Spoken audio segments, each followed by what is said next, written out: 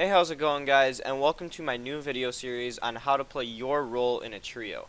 As many of you know, there are 3 separate roles in a trio, and those are IGL, Fragger, and Support. They are all very important, and it's very important that you know how to play each of the 3 roles, and that your teammates know how to play each of the 3 roles, so that you guys can be in complete synergy in every endgame.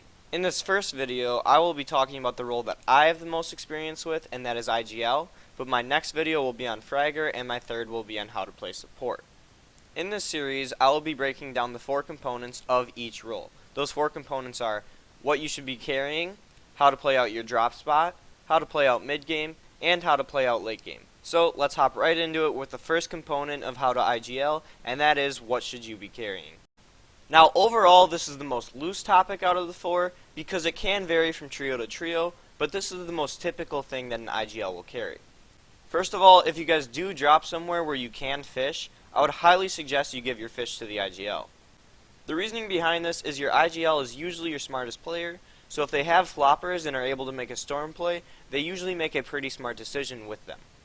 Other things an IGL should be carrying are either 2 or 1 more med slot. If they are carrying only 1 other med slot, their other slot should be filled with something like an RPG or heavy sniper.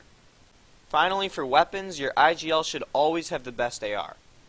This is because as you are rotating, your IGL should always be ahead of the team and will see enemies first. This means that because they are usually seeing enemies first, they will usually initiate the fight with the first AR tags, so you want them to have the best AR so they can deal the most damage. And then shotgun for IGL is nothing special. They should just carry the best shotgun they find, unless they find a super shotgun, which is a purple or above shotgun for either pump or attack. That should always go to the Fragger, but they should carry the second best shotgun in the trio. That's all for what loot an IGL should carry, so now let's hop into their role during your drop spot. The first thing your IGL should do is count how many players are dropping with you and where they are dropping, and formulate a plan on how you can work together to kill the first player in their trio. Once you are at your drop spot and somewhat looted up like a gun or 2, you want to make sure that your trio is together. The reason you want to be together is usually if you get together before the other team, you are able to hunt out a solo on the other team, and getting the first kill usually leads to killing the whole trio. So making sure that you are together in early game is an extremely important part of an IGL's job. Next, if the IGL for whatever reason doesn't feel that you can compete with the team that dropped with you, whether it be loot, mass, or some other reason, the IGL can call to disengage or fight. If the IGL calls to disengage, they should say how you're disengaging and what your next loot plan is. If the IGL calls to fight, the IGL should have some sort of plan on how you are going to play out the early game fight. Once you are done dealing with contesters at your drop spot, what the IGL should do is call out a certain time on the timer up in the top right hand of your screen on when you should rotate. This is so that your team knows how much time they have to loot and when they need to start focusing on rotating.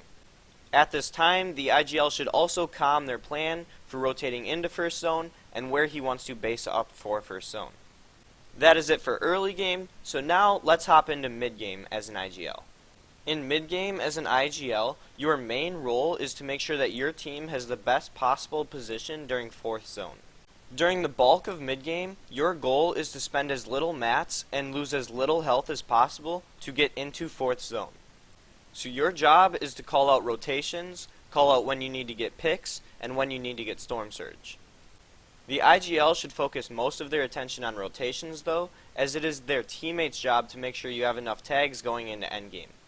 If needed, the IGL will do most of the building when rotating into zones, but usually a good IGL can limit their building by finding a open rotate. Open rotates are tiny little pockets in the map where no one currently is and no one is currently looking that you can kind of walk through without being seen. Finally, the IGL calls out when they need to engage or avoid enemies. That's it for an IGL's job during mid-game, so now let's hop right into an IGL's job during endgame. If your team is fortunate to have a launch pad, your IGL should always have it. If your team has multiple launch pads, your IGL should always have at least 1 more than all of the other players on your team. So if your team has 2 launch pads, your IGL should have both of them. If your team has 3 launch pads, your IGL should have 2 and your support should have 1. If your team has 4, your IGL should have 2, everybody else should have 1. If you have 5, your IGL should have 3, everybody else should have 1, and so on and so forth. The reason you want to distribute your launch pads like this is so that your IGL has a majority of them, so he knows when he can use them for rotates and when he can use them for things like taking height. But if you have a lot of launch pads, you don't want your IGL to have all of them. That way, if your IGL does for some reason die, your team still has a few launch pads for other rotates. Your IGL should also call out rotates and do most of the tunneling into zones.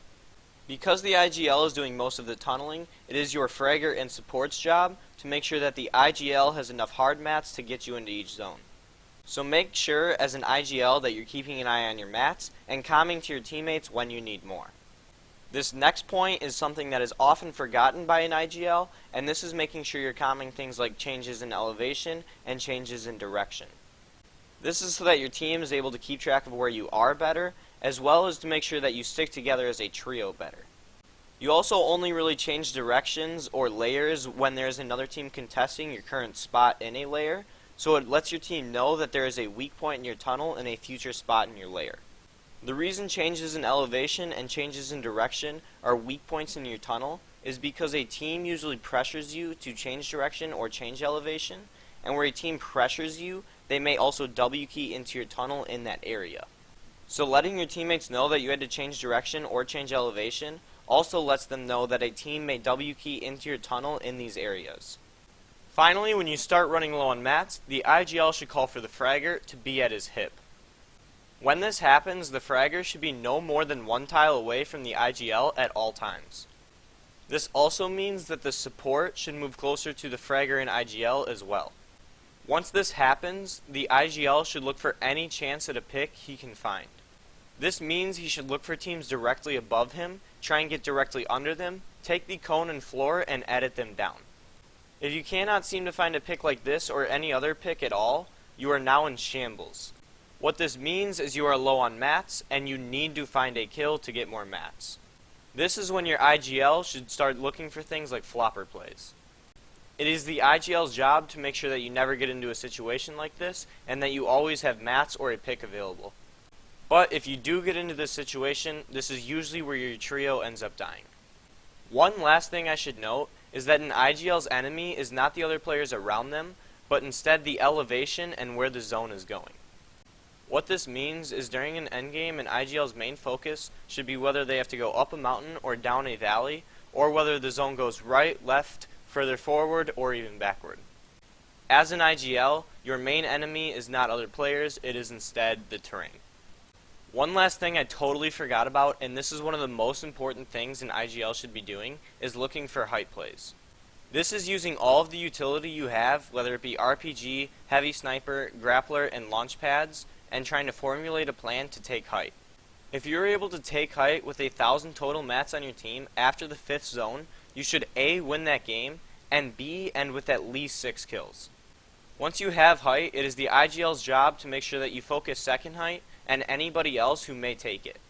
This means you call out any players that have RPGs, a grappler, or are second height, and you tell your team to focus them and grief them as much as possible. The reason you want to grief these players is these players have the highest chance of taking height from you. I do believe that is everything for this video though. I hope I helped you guys out, and I hope you enjoyed. Thank you guys so much for watching this video. I really do appreciate every single one of you watching it, and if you guys do want to watch my support and fragger follow-up videos, make sure you subscribe with notifications on so you can be one of the first ones to watch it. If you guys did enjoy this video, please slap a like on it. I really do appreciate every single one of you who likes my videos. But overall guys, I'm out. That's the video. I love you all. Peace.